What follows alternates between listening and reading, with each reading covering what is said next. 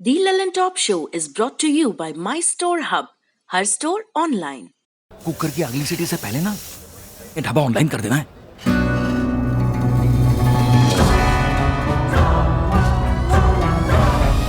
हम हो गए ऑनलाइन। आ गया है माई स्टोर ऐप। ये किसी भी स्टोर को ऑनलाइन करे सिर्फ 15 सेकंड में। माई स्टोर, अब हर स्टोर ऑनलाइन।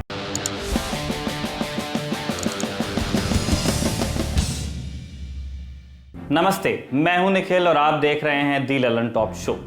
फिर एक तारीख दे दी गई। पिछले साल के 26 नवंबर से यही तो हो रहा है। आज किसानों और सरकार के बीच 8वें दौर की बैठक थी। बैठक में किसान नेताओं ने मंत्रियों को अपनी डायरी पर क्या लिखकर दिखाया और मंत्री क्यों बैठक से बाहर चले गए, विस्तार से इसके बारे में बात करेंगे और बताएंगे बाबा लखा सिंह के बारे में, जिनके हाथों में सरकार किसानों से पार पाने की उम्मीद तलाश रही है। कोरोना की तरह तेजी से फैलती एक बीमारी के बारे में भी बात करेंगे जो अब राजधानी दिल्ली में दस्तक दे रही है। लेकिन आपको देखना चाहिए पहले ये दिन का वीडियो। बस निकाल ले बे।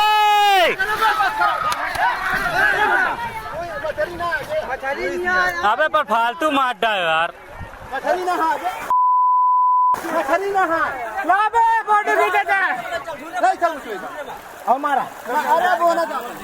फालतू मार डा यार।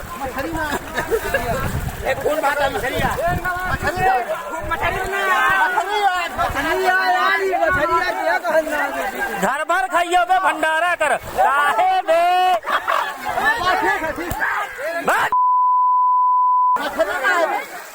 ये वीडियो उत्तर प्रदेश के प्रतापगढ़ जिले का है। वीडियो में कुछ लोग नहर में किसी जीव को लाठी डंडे और कुल्हाड़ी से पीटते नजर आ रहे हैं। कुल्हाड़ी के हमले से आसपास पानी का रंग पूरी तरह लाल हो गया है। क्यों पीट रहे हैं ये खुद उन्हें भी नहीं पता, क्योंकि वीडियो में बार बार ये आवाज आ रही है कि फालतू में ही मार दिया। ये मछली नहीं है। दरअसल वीडियो में जिस जीव को पीट पीट कर मार दिया गया वो भारत का राष्ट्रीय जलीय जीव है। इसे गांगे डॉल्फिन या सूस कहा जाता है, अंग्रेजी वालों के लिए गैंजेटिक डॉल्फिन। वीडियो 31 दिसंबर का है। 1 जनवरी को पुलिस ने इस मामले में FIR दर्ज की और 3 लोगों को गिरफ्तार किया। अब ये वीडियो वायरल हो रहा है। सूस को गंगा का सेनापति, गंगा की गाय जैसे नामों से भी जाना जाता है। सूस एक स्तनधारी जीव होता है, जैसे कि डॉल्फिन्स होती ही हैं। इसे सांस लेने के लिए पानी के बाहर आना पड़ता है। 1 सेकंड से भी कम समय के लिए ऊपर आती हैं और फिर अंदर चली जाती हैं। सूस गंगा, ब्रह्मपुत्र जैसी बड़ी नदियों के अलावा चंबल, गंडक, घाघरा और कोसी जैसी छोटी सहायक नदियों में भी पाई जाती हैं। छोटी मतलब गंगा से छोटी, अपने आप में नदियाँ बहुत बड़ी हैं। ये बेहद संवेदनशील होती हैं, छोटी मछलियों और कीटों को खाती हैं। इनके शरीर में हेवी टॉक्सिक मेटल्स पाए जाते हैं, इसीलिए इन्हें खाया नहीं जाता। सूस की सबसे बड़ी खासियत यही होती है कि ये साफ पानी में ही पाई जाती है। माने अगर कहीं सूस है तो इस नदी के साफ होने का एक भरोसेमंद कुदरती इंडिकेटर माना जाता है। इसीलिए सूस के जिंदा रहने का मतलब है गंगा का जिंदा रहना, और गंगा का जिंदा रहना यानी देश की लगभग 1/3 आबादी की जिंदगी। यही वजह है कि इनके संरक्षण के लिए सरकार द्वारा कई प्रयास किए जा रहे हैं। 15 अगस्त 2020 को प्रधानमंत्री मोदी ने लाल किले से प्रोजेक्ट डॉल्फिन की शुरुआत करने की बात कही थी, जिसमें नदियों और समुद्र तटीय क्षेत्रों की डॉल्फिन को संरक्षित करने की बात थी। ये प्रोजेक्ट कहां तक पहुंचा, इस पर बहस फिर करेंगे, सरकार से सवाल पूछेंगे। लेकिन आज सवाल हमसे और आपसे है। ये वीडियो हमारे सामने एक आईना पेश करता है कि हम अपने आसपास वाले जीव जंतुओं के प्रति कितने संवेदनशील हैं या नहीं हैं। गंगा की डॉल्फिन देखने में ही एक शांत और गरीब जीव, इसे बेबाक कोई कैसे मार सकता है। बढ़ते हैं आज के दिन की सुर्खियों पर। पहली सुर्खी कोरोना वैक्सीनेशन से जुड़ी है। देश में कोरोना वैक्सीनेशन शुरू होने से पहले आज यानी 8 जनवरी को फिर से रिहर्सल की गई। देश के सभी 736 जिलों में आज ड्राई रन किया गया। इसमें तैयारी इस बात की हुई कि कैसे लोगों को कोरोना का टीका लगाना है, उसकी पूरी प्रक्रिया क्या है। इससे पहले 28 और 29 दिसंबर को 4 राज्यों में 2 दिन के लिए ड्राई रन हुआ था। इसके बाद 2 जनवरी को सभी राज्यों में ड्राई रन किया गया। अब 33 राज्यों यानी कि हरियाणा और हिमाचल और अरुणाचल को छोड़कर और केंद्र शासित प्रदेशों में वैक्सीन का फिर से ड्राई रन किया गया है।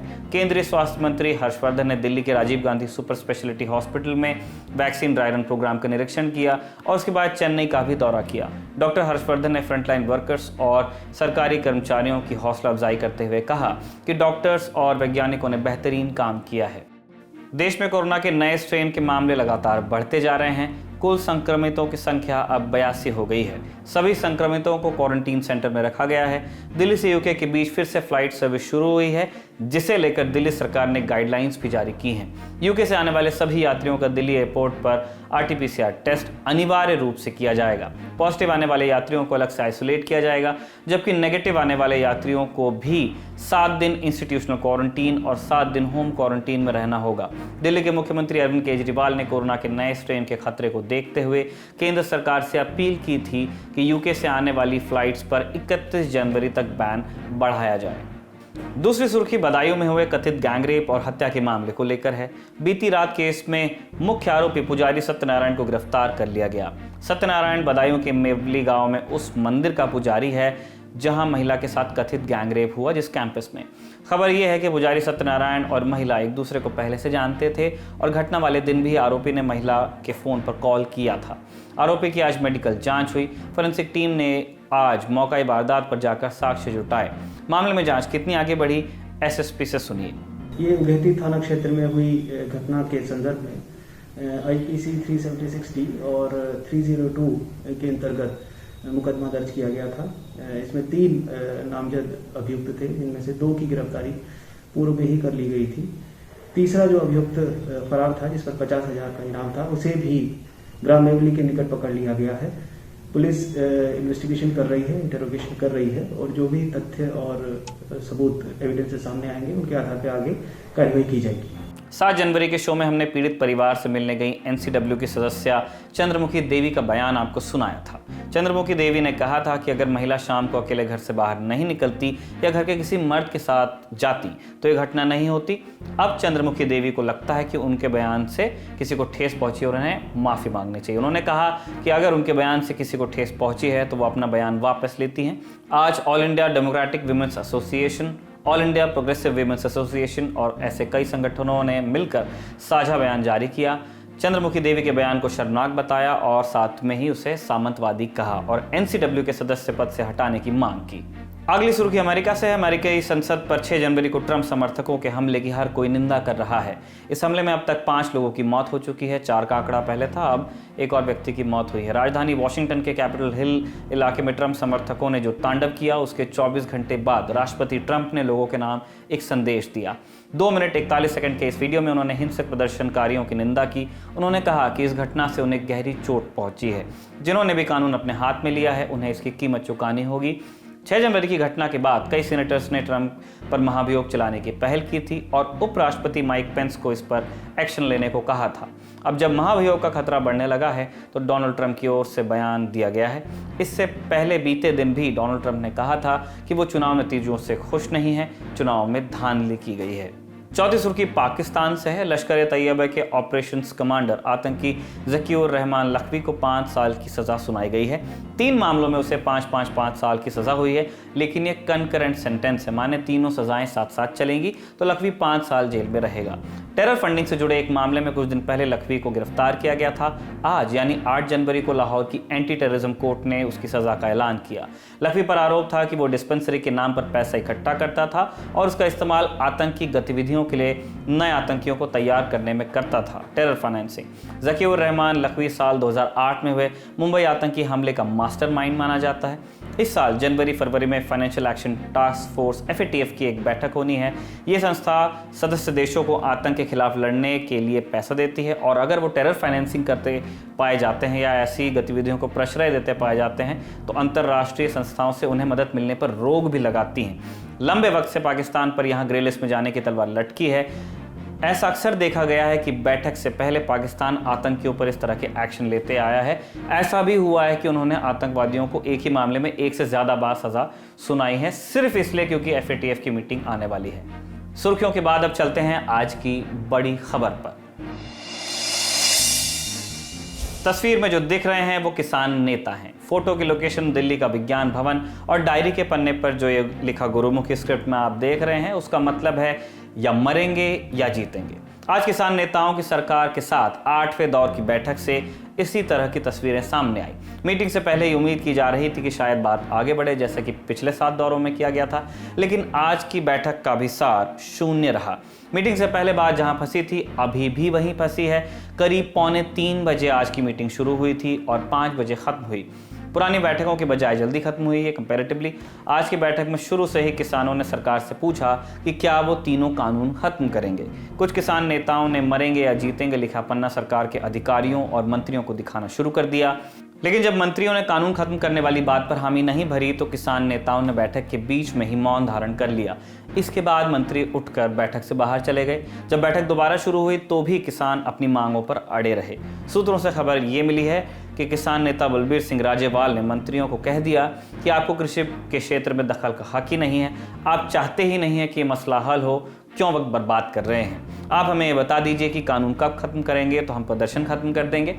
सरकार ने भी किसानों के सामने कई प्रस्ताव रखे, जैसे एक अनौपचारिक कमेटी बनाने का जिसमें सरकार और किसान दोनों की तरफ से कुछ सदस्य हों। ये कमेटी सरकार को सुझाव दे और उन सुझावों को मानने की भी किसानों पर बाध्यता न हो। सरकार भी जो बिंदु ठीक लगेंगे उन्हें मान लेगी।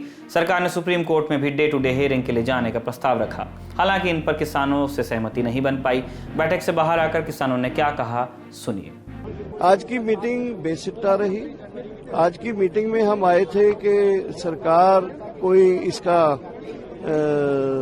3 कानूनों को रिपील करने के लिए कुछ बात करेगी, कुछ वादा करेगी, कुछ तो करेगी, लेकिन सरकार ने ऐसा ना करके आज की मीटिंग को एकदम बेसिट्टा बना दिया है।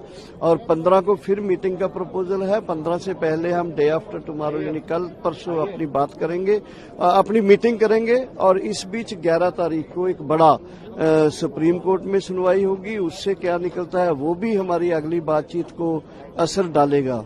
और हमारा आंदोलन जो है सरकार को हमने बोल दिया कि हमारी यहाँ गोली चलाओ, हमारी यहाँ से लाशें ले जाओ, लेकिन हम यहाँ से हटने वाले नहीं हैं।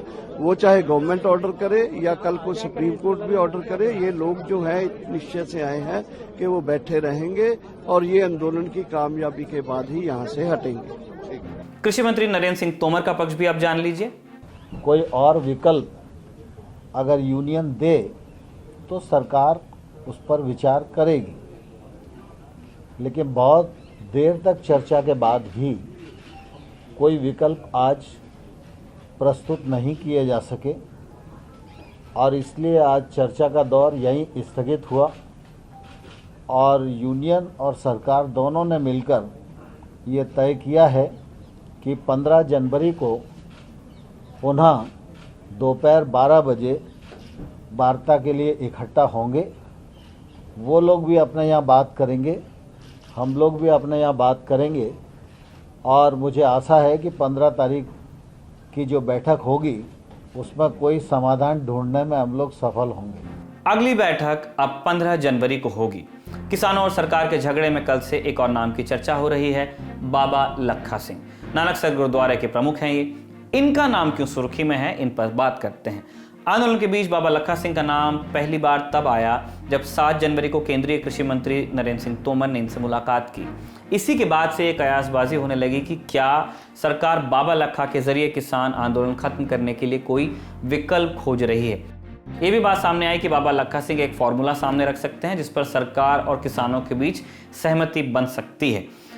तो ये बाबा लखा सिंह कौन है, विस्तार से जानते हैं। बाबा लखा सिंह कोई पॉलिटिकल हस्ती नहीं है। वो नानकसर गुरुद्वारे के प्रमुख हैं। पंजाब, हरियाणा सहित तमाम राज्यों में नानकसर गुरुद्वारे हैं। बाबा लखा इन सभी नानकसर गुरुद्वारों की प्रबंधक कमेटी के प्रमुख हैं। नानकसर के सिखों के बीच काफ़ी आस्था है, इस नाते बाबा लखा सिंह को भी सिख समुदाय काफ़ी मानता है, उनकी बात पर भरोसा करता है। अब आते हैं इस सवाल पर कि बाबा लखा सिंह का किसान आंदोलन खत्म करवाने का फॉर्मूला क्या है। खबरें ऐसी हैं कि बाबा लखा सिंह दोनों पक्षों में समझौता करवाने के लिए तैयार हैं और कृषि मंत्री के सामने उन्होंने इसके लिए हामी भी भर दी है। बाबा लखा सिंह ने सरकार से कहा है कि केंद्र सरकार को कृषि कानून लागू करने की ताकत राज्य सरकारों के हाथों में दे देनी चाहिए। वैसे भी कृषि का मसला राज्यों का ही मामला है। 7 जनवरी को कृषि मंत्री से मुलाकात के बाद बाबा ने कहा, हम उनको कोट कर रहे हैं, बच्चे, बुजुर्ग, महिलाएं सड़क पर बैठे हैं, लोग जान गंवा रहे हैं। यह असहनीय है। मेरा मानना है कि किसी तरह इसका हल निकलना चाहिए। इसीलिए कृषि मंत्री से वार्ता की जो अच्छी रही। जल्द ही इस प्रस्ताव पर हम बात करेंगे और हल निकलेगा। अब आते हैं इस सवाल पर कि क्या बाबा लखा सिंह अगर कोई सोल्यूशन देते हैं तो क्या किसान नेता उनकी बात मानेंगे। किसान नेता गुरनाम सिंह चढ़ूनी का साफ कहना है कि किसान आंदोलन से जुड़ा कोई भी फैसला संगठन और उसके नेता ही लेंगे, यानी कि किसान संगठन और उसके नेता। उन्होंने किसी का नाम लिए बिना कहा कि अन्य व्यक्तियों को निर्णय लेने का अधिकार नहीं है और लोगों को इसमें हस्तक्षेप करने से बचना चाहिए। अब संक्षिप्त में नानक सर के बारे में भी आपको कुछ बातें बता दें। सिख संप्रदाय के एक संत हुए थे बाबा नंद सिंह जी। सिखों में बाबा नंद सिंह को लेकर अटूट आस्था है। वो 1870 में पैदा हुए और 1943 में पंजाब के नानकसर में उन्होंने देह त्यागी। बाबा नंद सिंह ने ही नानकसर गुरुद्वारे की स्थापना की थी। इसी वजह से उन्हें बाबा नंद सिंह नानकसर वाले के नाम से भी जाना जाता है। उनके बाद उनके शिष्यों ने नानकसर गुरुद्वारे तमाम शहरों में बनाए। आस्था के रास्ते सरकार किसानों को अपने पक्ष में लेना चाहती है, लेकिन फिलहाल ये कोशिश कामयाब होती नहीं दिख रही है। इससे पहले भी हम देख चुके हैं कि प्रधानमंत्री मोदी अपने तय भी सिख समुदाय को लुभाने की कोशिश करते रहे हैं। वो कभी सिख किसानों से मिलते हैं तो कभी गुरुद्वारों में जाते हैं। किसान आंदोलन के बीच शिरोमणि गुरुद्वारा प्रबंधक कमेटी ने पीएम मोदी को गुरु तेग बहादुर के 400वें प्रकाश पर्व पर ना बुलाने का फैसला कर लिया है। कमेटी के इस फैसले पर कांग्रेस ने आपत्ति जताई है, जबकि आम आदमी पार्टी और शिरोमणि अकाली दल ने फैसले को सही बताया है। पंजाब के कैबिनेट मंत्री सुखजिंदर सिंह रंधावा ने कहा है कि एसजीपीसी का जो भी कार्यक्रम होता है वो साझा होता है।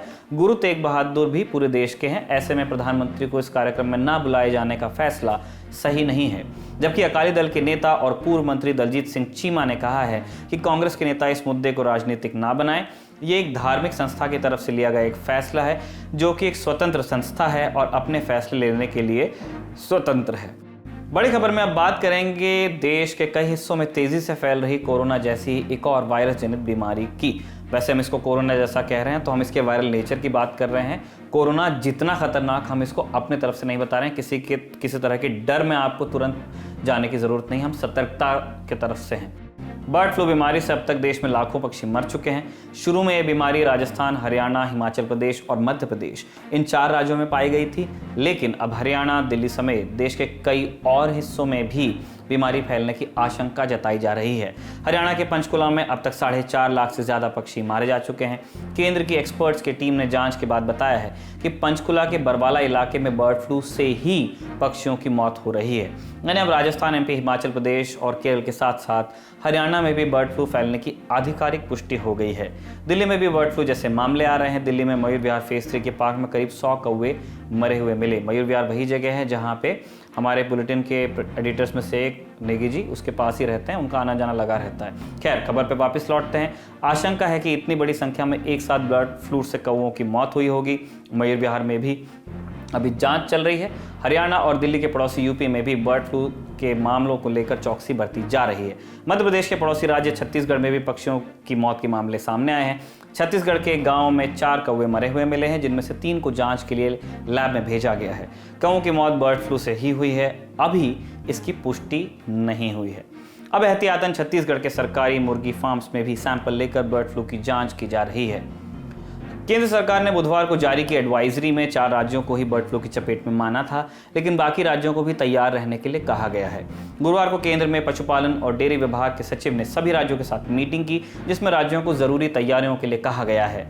क्या तैयारियां, ये भी जानें। जैसे पर्याप्त पीपीई किट या फिर पक्षियों को एक साथ मारने के लिए जरूरी संसाधन, यानी जो कलिंग होती है उसके लिए। केरल के अलपुझा और कोट्टायम के जिला प्रशासन ने बर्ड फ्लू का पता चलने के बाद बड़ी तादाद में मुर्गियों और बाकी पक्षियों को मारना शुरू भी कर दिया है। अब बर्ड फ्लू क्या है और कितना घातक है, ये समझा जाए। जैसे कि हमने आपको पहले बताया कि बर्ड फ्लू एक वायरस जनित बीमारी है। वायरस का नाम है H5N1। इस वायरस के संक्रमण के बाद पक्षियों में सांस लेने में भयानक दिक्कत होने लगती है और इस बीमारी को कहते हैं एवियन इन्फ्लुएंजा। ये बहुत तेजी से फैलती है, बीमारी नई नहीं है। बर्ड फ्लू की बीमारी दुनिया के हर हिस्से में मिला करती है। पिछले साल फरवरी में कोरोना के साथ बर्ड फ्लू की बीमारी भी फैली थी, जिसके बाद पक्षियों को बड़ी तादाद में मारा गया था। सितंबर 2016 में भारत को बर्ड फ्लू मुक्त करार दिया गया था, लेकिन रह रहकर ये बीमारी भारत में फिर सिर उठा लेती है।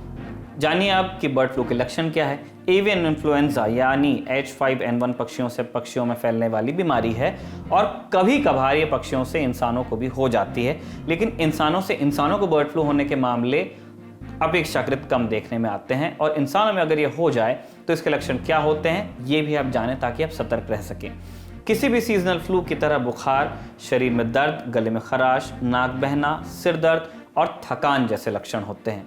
ये बीमारी होने से इंसान की हालत तेज़ी से बिगड़ सकती है, सांस लेने वाला सिस्टम फेल हो सकता है। अभी इस फ्लू के बचाव के लिए कोई भी वैक्सीन नहीं बना है। आप इस बीमारी से कैसे सुरक्षित रह सकते हैं ये भी जानिए। संक्रमित पोल्ट्री फार्म में जाने से बचिए।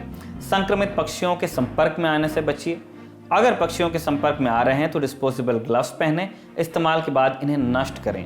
हाथ को बार बार साबुन से धोएं।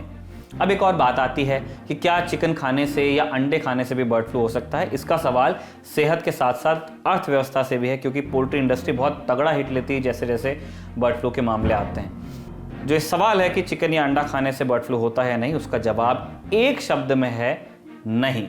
अगर एहतियात बरती जाए तो चिकन खाने से बर्ड फ्लू आपको नहीं होगा। WHO की एक रिपोर्ट के मुताबिक अगर चिकन या दूसरे पोल्ट्री प्रोडक्ट्स को ठीक तरह से पकाया जाए तो वो सेफ होंगे, उनसे फ्लू नहीं फैलेगा। आमतौर पर 70 डिग्री पर खाना पकाया जाता है। इतने तापमान पर H5N1 वायरस सर्वाइव नहीं कर पाता है। WHO के मुताबिक कोई भी महामारी ठीक से पकाए गए खाने से नहीं फैलती है। हाँ, अगर अधपका या कच्चा मांस और अंडा खाया तो बीमार पड़ने का खतरा हो सकता है। केंद्र सरकार भी कह रही है कि चिकन या अंडा ठीक से पकाकर खाएं तो फ्लू इंसानों में फैलने का कोई खतरा नहीं रहता है। उम्मीद है वक्त रहते हम इस बीमारी को भी काबू कर लेंगे। आज के शो में इतना ही। कल आपसे फिर मुलाकात नहीं होगी क्योंकि वीकेंड है। आपसे दोबारा मुलाकात होगी अगले हफ्ते सोमवार को। तब तक के लिए नमस्ते। सिर्फ सच्ची सहेली ही है महिलाओं के उन मुश्किल दिनों की हर समस्या, जैसे कठिन दर्द, थकान व कमजोरी जैसी सभी प्रॉब्लम्स के लिए नंबर 1 औषधि एवं टॉनिक